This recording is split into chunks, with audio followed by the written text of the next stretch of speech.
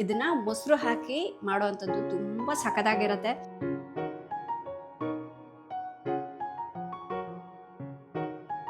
Bachelors ಕೂಡ ಮಾಡ್ಕೊಂಡು ತಿನ್ಬೋದು. ಕಡಿಮೆ ಇಂಗ್ರೀಡಿಯೆಂಟ್ಸ್ ಅಲ್ಲಿ ಟೇಸ್ಟಿ ಆದಂತಹ ರೆಸಿಪಿ ಇದು.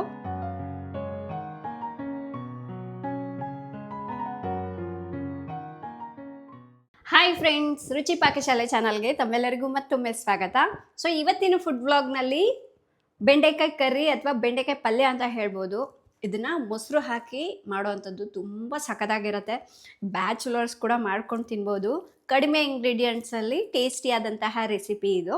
ಸೊ ತಡ ಮಾಡದೆ ಈ ಬೆಂಡೆಕಾಯಿ ಕರ್ರಿ ಹೇಗೆ ಮಾಡೋದು ಅಂತ ನೋಡೋಣ ಬನ್ನಿ. ಫ್ರೆಂಡ್ಸ್, ಫಸ್ಟು ಈ ಪಲ್ಯ ಮಾಡಲಿಕ್ಕೆ ನಾನಿಲ್ಲಿ ಒಂದು 1/4 kg ಬೆಂಡೆಕಾಯಿನ ಚೆನ್ನಾಗಿ ತೊಳೆದ್ಬಿಟ್ಟು ಒರೆಸಿಟ್ಕೊಂಡಿದ್ದೀನಿ.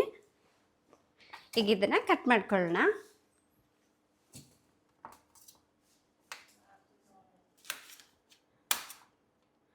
ತುಂಬ ದಪ್ಪನೂ ಕಟ್ ಮಾಡಬಾರ್ದು, ತುಂಬ ತೆಳುವಾಗೂ ಮಾಡಬಾರ್ದು, ಮೀಡಿಯಮ್ ನೋಡಿ ಈ ಥರ. ಫ್ರೆಂಡ್ಸ್, ಹಾಗೆ ಒಂದು ಈರುಳ್ಳಿನ ಕೂಡ ಕಟ್ ಮಾಡ್ಕೋಬೇಕು ಈ ಥರ ಸಣ್ಣಕ್ಕೆ. ಈಗ ಒಂದು ಬಾಣಲಿಗೆ 1 ಟೇಬಲ್ ಸ್ಪೂನ್ ಅಷ್ಟು ಎಣ್ಣೆನ ಹಾಕ್ಕೋಬೇಕು. ಈಗ ಎಣ್ಣೆ ಕಾದಿದೆ, ಬೆಂಡೆಕಾಯಿನ ಹಾಕ್ಕೊಂಡ್ಬಿಡೋಣ.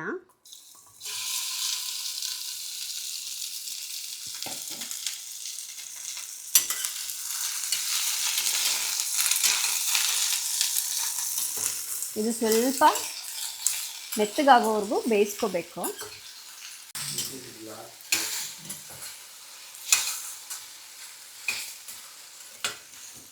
ಇದಕ್ಕೆ ಸ್ವಲ್ಪ ಉಪ್ಪು ಹಾಕಬೇಕು. ಬೆಂಡೆಕಾಯಿಗೆ ಎಷ್ಟು ಬೇಕೋ ಅಷ್ಟು ಮಾತ್ರನೇ ಉಪ್ಪು ಹಾಕ್ಕೋಬೇಕು.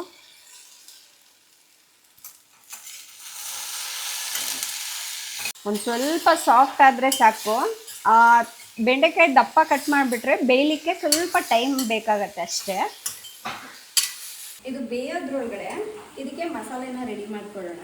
ಒಂದು ಜಾರ್ಗೆ ನಾನಿಲ್ಲಿ ಒಂದು 6 ಹಸಿಮೆಣಸಿನ್ಕಾಯಿ ತಗೊಂಡಿದ್ದೀನಿ. ಮತ್ತು ಒಂದು 7 ಬೆಳ್ಳುಳ್ಳಿ ಹೆಸರು, ಆಮೇಲೆ 1 ಇಂಚಷ್ಟು ಹಸಿ ಶುಂಠಿನ ಸಿಪ್ಪೆ ತೆಗೆದ್ಬಿಟ್ಟು ಹಾಕಿದ್ದೀನಿ. ಇದಕ್ಕೆ ನೀರೇನು ಹಾಕ್ದಲೆ ಹಾಗೆ ರುಬ್ಕೋಬೇಕು. ಈಗ ಬೆಂಡೆಕಾಯಿ ಹುರ್ಕೊಂಡಾಗಿದೆ, ತೆಗೆದ್ಬಿಟ್ಟು ಒಂದು ಬೌಲ್ಗೆ ಹಾಕ್ಕೊಂಡ್ಬಿಡೋಣ. ಇದೇ ಕಡಾಯಿಗೆ ಇನ್ನೂ ಒಂದು 2 ಟೇಬಲ್ ಸ್ಪೂನ್ ಅಷ್ಟು ಎಣ್ಣೆನ ಹಾಕ್ಕೋಬೇಕು. ಫ್ರೆಂಡ್ಸ್, ನಾನು ಈ ಕಡಾಯಿ ಯೂಸ್ ಮಾಡ್ಲಿಕ್ಕೆ ಹಿಡಿದು ಆಗಲೇ ಸುಮಾರಾಗಿ ಒಂದು 2 ಇಯರ್ಸ್ ಹತ್ತತ್ರ ಆಯಿತು.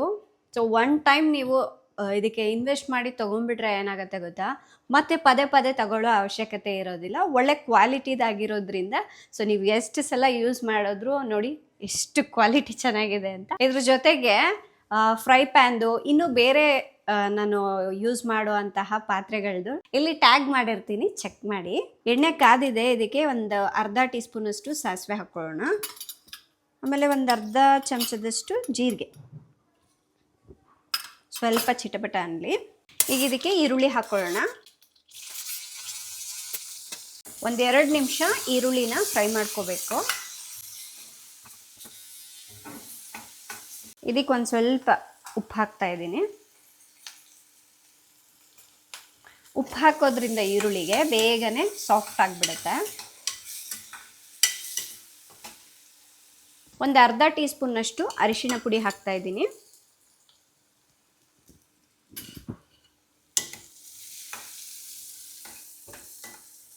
ಸೊ ಈಗ ನಾವು ರುಬ್ಕೊಂಡಿದ್ವಲ್ವ ಮಸಾಲೆ, ಅದನ್ನು ಹಾಕ್ಕೊಳ್ಳೋಣ. ಮಸಾಲೆ ಹಾಕಿ ಸ್ವಲ್ಪ ಹಸಿ ವಾಸನೆ ಹೋಗೋವರೆಗೂ ಇದನ್ನು ಬೇಯಿಸ್ಬೇಕು. ನಾನಿಲ್ಲಿ 1 ಕಪ್ನಷ್ಟು ಮೊಸರು ತಗೊಂಡಿದ್ದೀನಿ. ಇದನ್ನು ಚೆನ್ನಾಗಿ ಕಲಿಸ್ಕೊಳ್ಳೋಣ. ಸ್ಟವ್ನ ಲೋ ಫ್ಲೇಮ್ನಲ್ಲಿ ಇಟ್ಕೊಂಡ್ಬಿಟ್ಟು ಈ ಮೊಸರು ಹಾಕ್ಕೋಬೇಕು. ಹಾಕಿದ ತಕ್ಷಣ ನಿಧಾನಕ್ಕೆ ಮಿಕ್ಸ್ ಮಾಡ್ಕೊಂಡ್ಬಿಡ್ಬೇಕು, ಇಲ್ಲಾಂದರೆ ಒಡೆದ್ಬಿಡತ್ತೆ.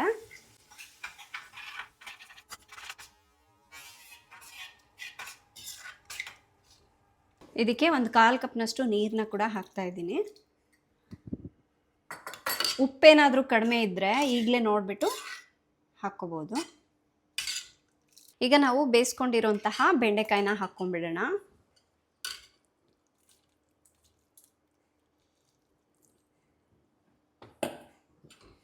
ಹಾಕಿ ಒಂದು 5ರಿಂದ 7 ನಿಮಿಷ ಇದನ್ನು ಮೀಡಿಯಮ್ ಫ್ಲೇಮ್ನಲ್ಲೇ ಕುದಿಸ್ಕೋಬೇಕು.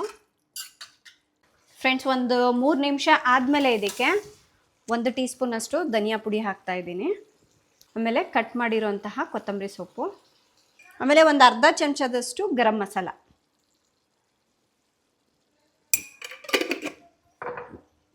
ಇದೆಲ್ಲ ಹಾಕಿ ಮಿಕ್ಸ್ ಮಾಡ್ಕೋಬೇಕು.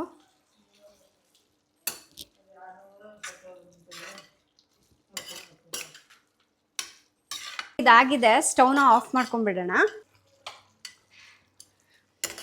ಘಮ ಘಮ ಅಂತ ಇದೆ. ಸೊ ಇದು ಬಿಸಿ ಬಿಸಿ ಅನ್ನದ ಜೊತೆ, ರೊಟ್ಟಿ ಚಪಾತಿ ಜೊತೆ ಸೂಪರ್ ಆಗಿರುತ್ತೆ. ನಮ್ಮ ಮನೆಗಳಲ್ಲಿ ಈ ಥರ ಸಮ್ಮರ್ ಬಂದಾಗ ಜಾಸ್ತಿ ಇದನ್ನು ಮಾಡ್ತಾ ಇರ್ತೀವಿ. ಸೊ ಇವತ್ತು ಯಾಕೋ ತಿನ್ಬೇಕು ಅನ್ನಿಸ್ತಾ ಹಾಗಾಗಿ ಮಾಡಿದೆ.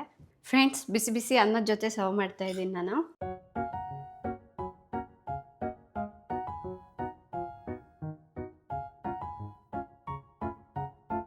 ಫ್ರೆಂಡ್ಸ್, ಈಗ ಟೇಸ್ಟ್ ಮಾಡೋ ಟೈಮ್.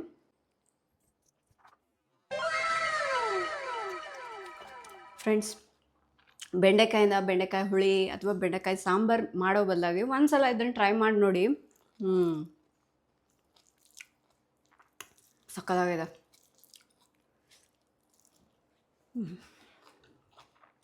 ಉಪ್ಪು, ಹುಳಿ, ಖಾರ ಎಲ್ಲದು ಕರೆಕ್ಟಾಗಿ ಆಗಿದೆ. ತಿಂತಾಯಿದ್ರೆ ಹಾಗೆ ತಿಂತಾ ಇರಬೇಕು ಅನ್ಸುತ್ತೆ, ಅಷ್ಟು ರುಚಿಯಾಗಿದೆ. ಫ್ರೆಂಡ್ಸ್, ತಮ್ಮೆಲ್ಲರಿಗೂ ಈ ಬೆಂಡೆಕಾಯಿ ಪಲ್ಯ ಅಥವಾ ಬೆಂಡೆಕಾಯಿ ಕರ್ರಿ ಇವತ್ತು ಇಷ್ಟ ಆಗಿದೆ ಅಂದ್ಕೊಳ್ತಾ ಇದ್ದೀನಿ. ಒಂದ್ಸಲ ಟ್ರೈ ಮಾಡಿ ನೋಡಿ, ಹೇಗಿತ್ತು ಅಂತ ಕಾಮೆಂಟ್ ಮಾಡಿ ತಿಳಿಸಿ. ನಾಳೆ ಇನ್ನೊಂದು ಹೊಸ ರೆಸಿಪಿಯೊಂದಿಗೆ ಮತ್ತೆ ಸಿಗ್ತೀನಿ. ಅಲ್ಲಿವರೆಗೂ ಟೇಕ್ ಕೇರ್, ಬಾಯ್.